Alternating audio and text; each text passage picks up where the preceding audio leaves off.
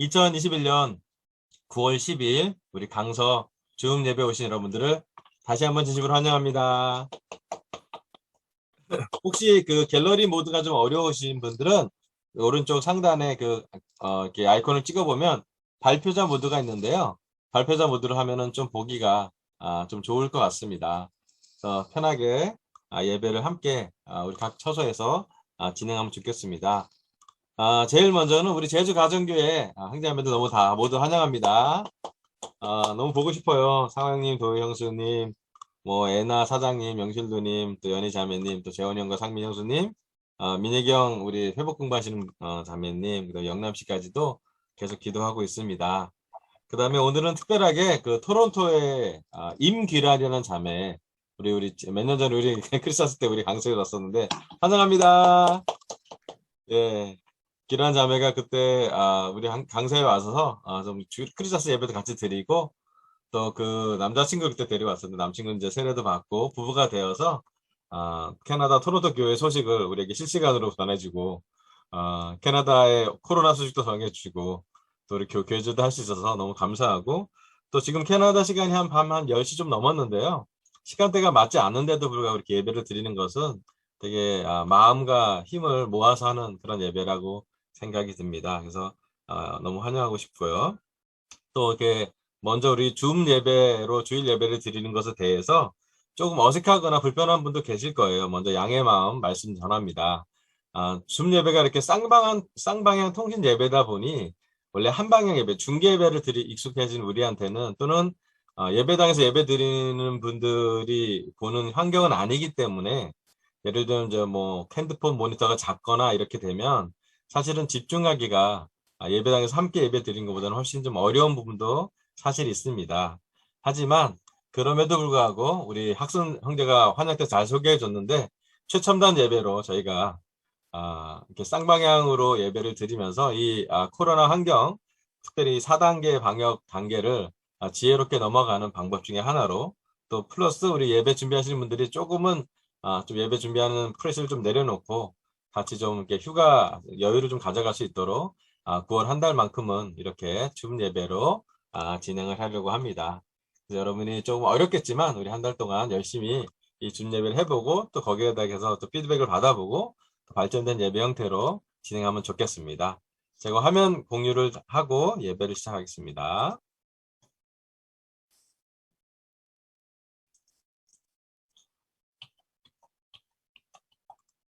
네, 오늘 설교 말씀은요. 로마서 강의 21번째로 내 속에 또 다른 내가 있습니다 라는 주제입니다.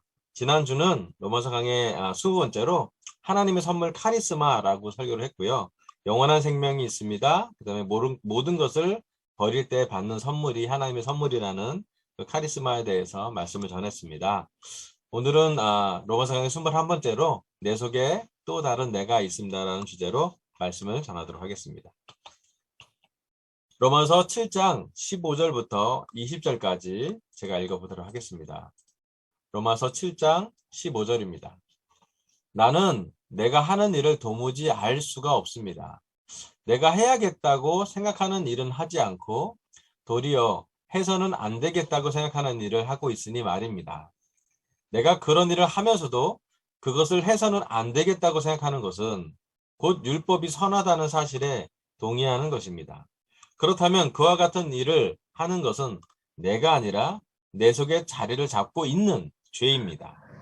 나는 내 속에 곧 내 육신 속에 선한 것이 깃들어 있지 않다는 것을 압니다.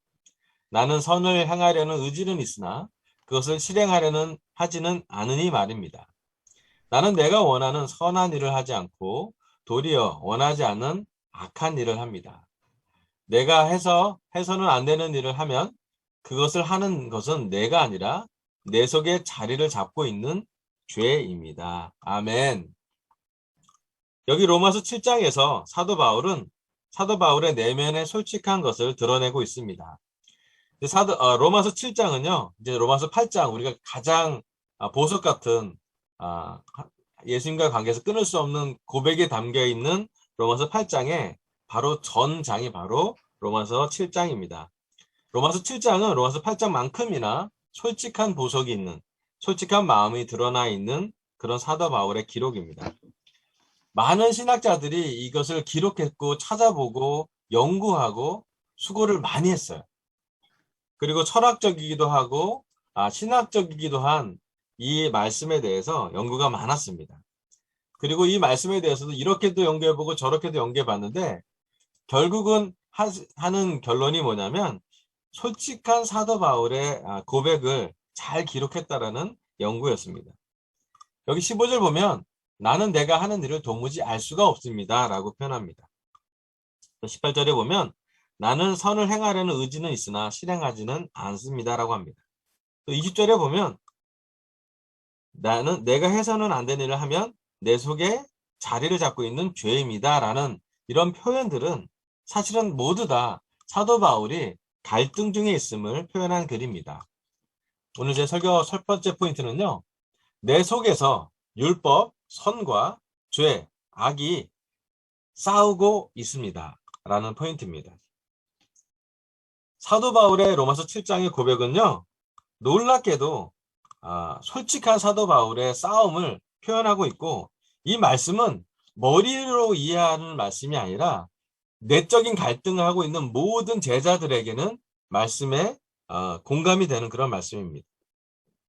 사도 바울은 신약 성서에 3분의 1 정도의 분량을 쓴 성숙하고 영적인 사도였습니다. 분명히 누리보다는 높은 영적 기준을 가진 사람이면 틀림이 없을 것 같습니다.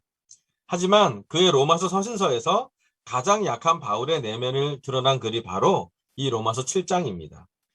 그런데 그 영적이라고 하는 사도 바울의 약한 점에 대한 고백은 우리에게 큰 공감을 불러일으킵니다.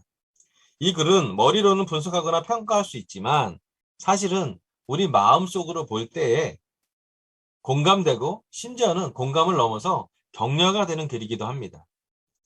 저는 교회에 와서 성경 공부를 하고 회개에 큰 결심을 하고 몸이 정기 잠기는 침례를 받았습니다. 세례 받을 때는 모두 다 축하해줬고 저도 기뻤습니다. 하지만 오래가지 않아서 저는 또 죄를 지었습니다. 심지어 반복적인 죄가 있었습니다. 죄를 짓고 나서 교회를 간다는 것은 정말 힘든 시간이었던 것 같습니다. 죄를 짓고 나서 때로는 또 반복적인 죄를 짓고 나서 교회를 갈 때는 교회에 가는 것이 되게 어려웠고 마음에는 가시가 돋쳐 있는 상태였고 또 앉아있는 의자 또한 가시방석이었던 걸 기억합니다. 혹시 교회 형제자매들이 저한테 죄를 지은 저한테 잘 지내니? 라고 물어볼 때 대단히 방어적이었어요. 잘 지낸다는 말을 하기도 뭐하고 또 아니기도 뭐한 잘 지내지 못하는데 잘 지낸다는 건 거짓말이고 또 잘 지내니라고 가볍게 물어봤는데 못 지낸다고 심각하게 대답하는 것도 문제가 되고 그런 좀 어색한 그런 교제를 했던 기억이 납니다. 얼굴은 불편했고 또 있는 자리가 되게 어려웠던 것 같아요. 하지만 예배를 마치고 나서 설교를 다 듣고 나서 예배를 마치고 나서 저를 구원해준 모임이 있었는데 그 모임이 바로 죄를 고백하는 형제들의 제자훈련 모임이었습니다. 정말 형제들이 죄가 많았어요. 저만 죄 짓고 가서 앉아있는 줄 알았는데 약간 반전이 있었습니다. 다 죄를 졌습니다. 거의 모든 형제가 죄를 다 고백을 했던 것 같아요. 그리고 죄의 내용이 되게 그냥 제가 죄를 졌습니다라고 이제 추상적으로 고백하는 것이 아니라 내가 어느 날 무슨 죄를 어떻게 이러저러하게 졌습니다라고 고백하는 형제들을 보고 저는 되게 처음엔 좀 충격을 받았고 좀 지나선 되게 이 교회가 현실적으로 또 내면적으로 갈등을 그대로 보여주는 모임이라는 생각을 했어요. 또 심지어는 죄를 고백하는데 저렇게 자유롭게 고백할까? 나는 막 수치심이 들어서 고개도 못 들고 있는데 저 형제는 어떻게 죄를 저렇게 리얼하게 고백할까? 라고 생각했던 기억도 있습니다. 그 시간이 저에게는 참 구원되는 시간이라고 지금도 느껴집니다. 교회에서 적응이 잘 안 되던 내성적인 성격을 가진 저에게 죄를 고백하는 형제들의 모임이야말로 정말 형제들의 마음의 진솔한 깊이를 또 그 교제의 빛과 어둠이라는 그 깊은 교제를 경험할 수 있는 아주 큰 위로의 시간이 되었습니다. 심지어 죄 고백을 끝나고 나서 죄를 다시 짓지 않기 위해서 우리가 스스로 자기가 우리 D그룹에서 금식 결정을 하고 나서 서로를 위해서 월요일은 누구, 화요일은 누구, 그래서 일주일 동안 형제들 한 명 한 명이 우리 서로를 위해서 기도하면서 금식하는 그런 결정을 내리면서 우리가 이렇게 같이 마음을 합했던 것 같아요. 또 더 지나서 금식할 때마다 그 배고픔을 느낄 때마다 형제들의 그런 죄를 같이 싸우는 느낌이 들어서 우리는 참 그 시간에 영적인 가장 좋은, 가장 비참하고 갈등 있는 그런 시간이었지만 한편으로는 가장 영적으로 하나가 될 수 있고 약점을 공유하는 세상적이지 않은 그런 관계가 됐던 것을 기억합니다. 또 제가 또 크게 감동이 됐던 것은 우리 교회 선교사들의 솔직한 죄의 고백이었습니다. 그 당시엔 선교사들도 또 설교하는 설교사도 공공연하게 설교 중에 죄를 고백했던 것을 기억을 합니다. 어쩌면 오늘까지 제가 믿음을 잃지 않고 또 심지어 말씀을 전하는 목회자로 봉사할 수 있는 것은 그때 나눴던 설교자의 담대한 죄 고백이었을지도 모르겠습니다. 오늘 저는 제자가 된 지 31년이 되었지만 여전히 내 속에는 이 싸움이 오늘 이 설교 포인트인 내 안에 있는 율법과 내 안에 있는 죄가 싸우고 있습니다. 옳은 것을 사랑하지만 사실 삶을 보면 옳지 않을 때가 있습니다. 마음에 선한 것을 원하지만 또 한편으로는 두 마음을 품은 사람처럼 마음에 악한 것을 즐기려고 하는 유혹이 제 안에 있음을 고백합니다. 결혼부로 살면서 하나님께서 많은 축복과 은혜와 관계를 주면서 그를 경험하면서도 여전히 내 안에는 남들이 모르는 또는 나와 하나님만이 아는 크고 작은 죄들이 존재하기도 합니다. 사도 바울의 고백처럼 우리도 그 사도 바울의 고백이 로마서 7장이 그의 갈등이 성경 말씀이 된 것처럼 이 말씀을 기초해서 우리 삶에도 내 안에 있는 율법과 내 안에 있는 죄가 싸우고 있음을 인정했으면 좋겠습니다. 여러분, 율법과 죄가 싸우면 대부분 어떻게 되냐면 죄가 승리해요. 우리가 죄를 이길 수 있는 능력이 없습니다. 그리고 율법으로 싸우고 나면 우리는 율법의 끝이 뭐냐면 죄책감이 남는다는 거예요.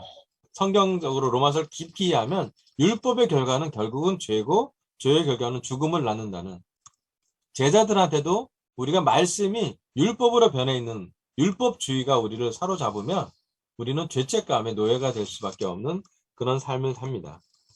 왜냐하면 율법과 죄를 싸울 땐 늘 우리는 죄가 승리하는, 즉 우리는 선한 것이 지는 싸움을 하게 됩니다.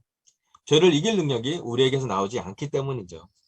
사도 바울은 그래서 율법의 한계를 넘어선 복음을 깨닫고 예수 그리스도 안에 있는 그런 복음을 통해서 다시 한번 그의 마음을 재조명하고 있습니다. 그래서 오늘 설교 첫 번째 포인트처럼 내 속에서, 내 마음 안에서, 내 삶 안에서 싸우고 있는 율법과 죄를 보고 묵상하는 그런 시간이 있으면 좋겠습니다. 그리고 내 안에 갈등이 왜 있는지도 깊게 살펴보는 그런 묵상의 시간이 필요함을 우리 같이 나누면 좋겠습니다. 아멘. 네, 두 번째 포인트도 화면을 공유해서 진행하겠습니다.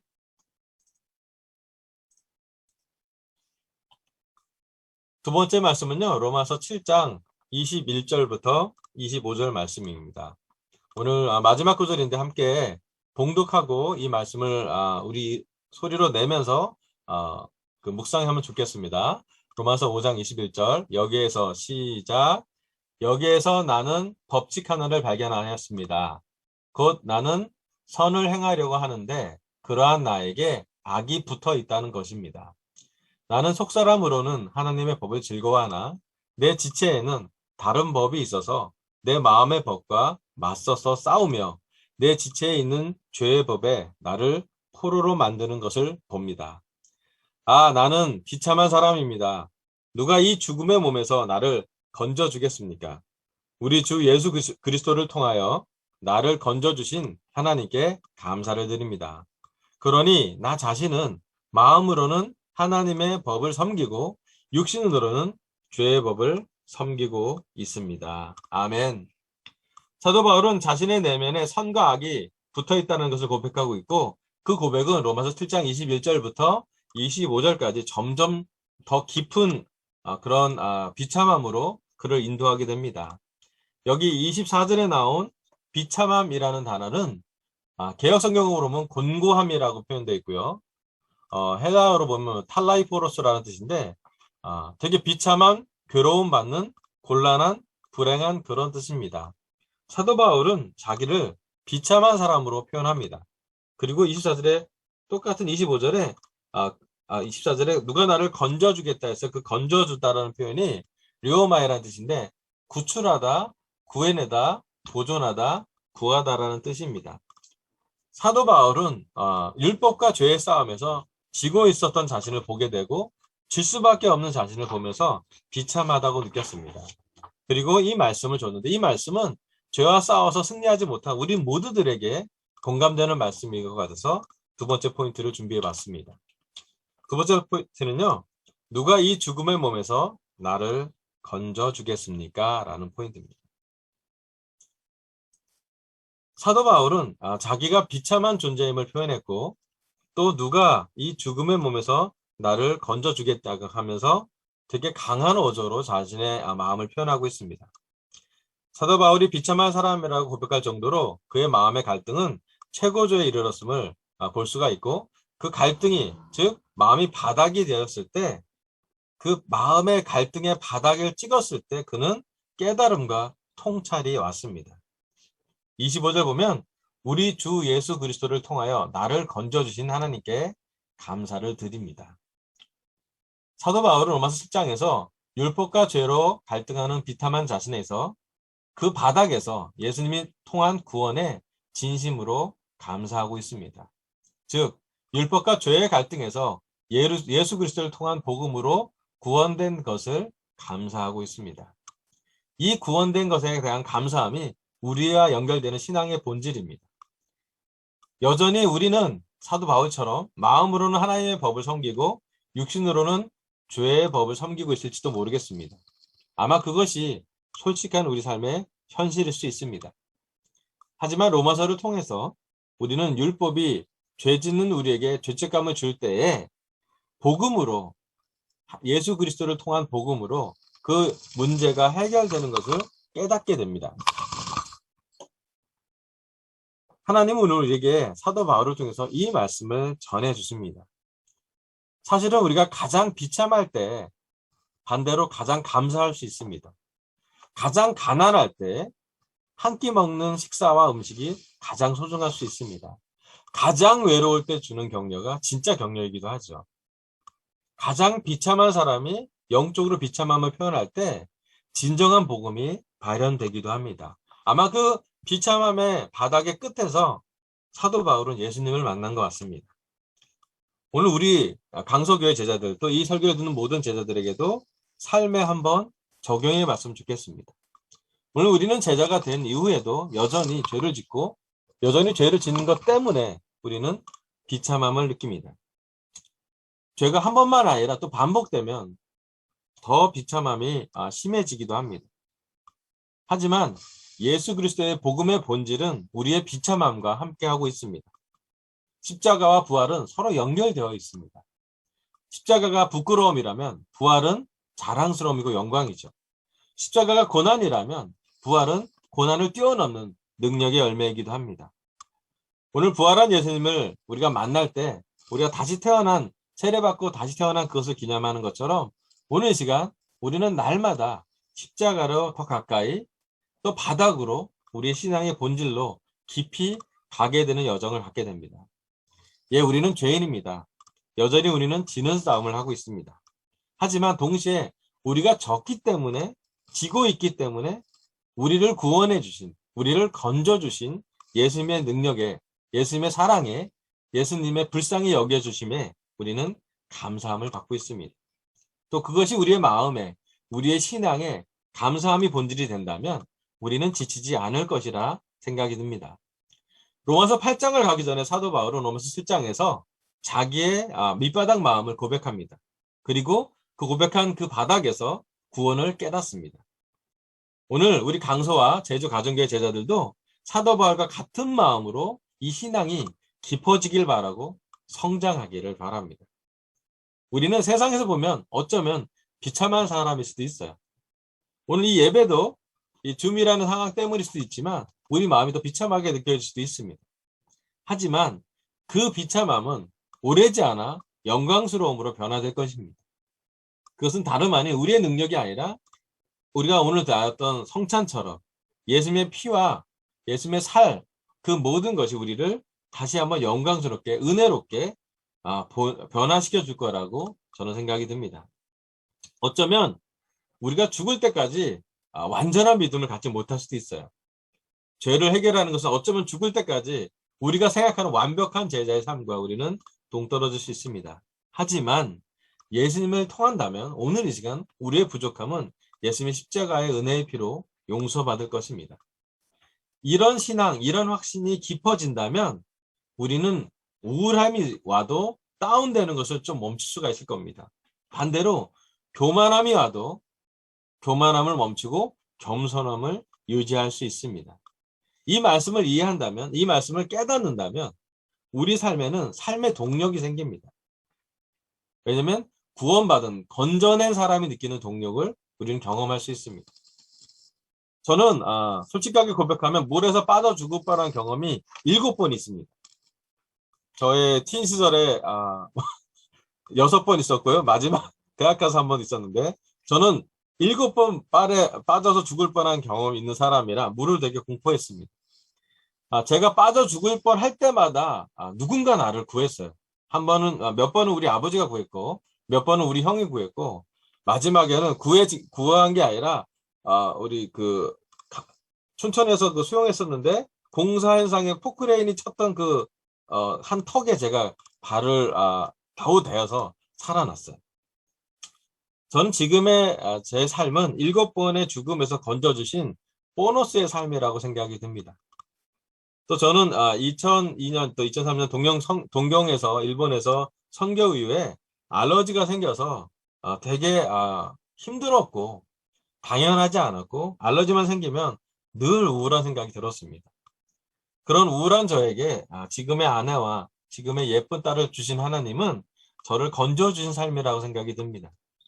오늘 설교를 하고 하나님 말씀을 전할 수 있게 하는 동력도 제가 잘나서가 아니라 저는 약하고 저는 여전히 죄성을 갖고 있고 죄인이고 못난 것을 알고 있기 때문에 오히려 반대로 그리스도의 은혜가 제 삶에서 빛난다라는 확신이 듭니다.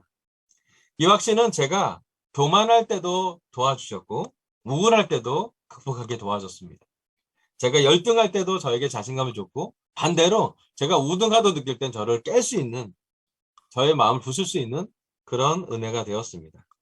그래서 저는 죽는 날까지 하나님이 예수님을 통해서 건져주신 제 삶에 대해서 감사한 걸 놓치고 싶지 않습니다.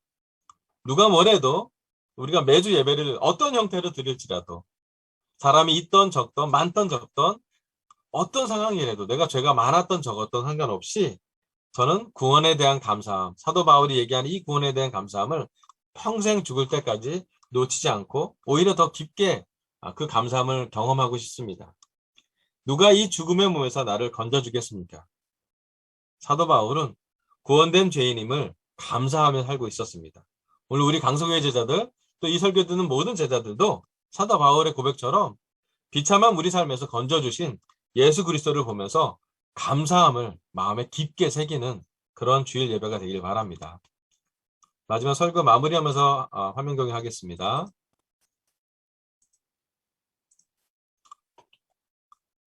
오늘 하나님은 저의 입술을 통해 로마서 강의 21번째 내 속에 또 다른 내가 있습니다 라는 주제로 말씀을 전하겠습니다. 첫 번째, 내 속에서 율법 선과 죄 악이 싸우고 있습니다. 내 속에 율법과 죄가 싸우고 있음을 우리가 인정하길 바라고 또 율법과 죄고 싸운다면 우리가 지는 싸움이라는 것을 인식할 수 있기를 바랍니다. 두 번째, 누가 이 죽음의 몸에서 나를 건져 주겠습니까? 구원된 죄인임을 그리스도를 통해서 구원된 것을 평생 감사하고 더 그 감사함이 깊어지기를 결정하는 제자가 되길 바라면서 설교를 마치겠습니다. 감사합니다.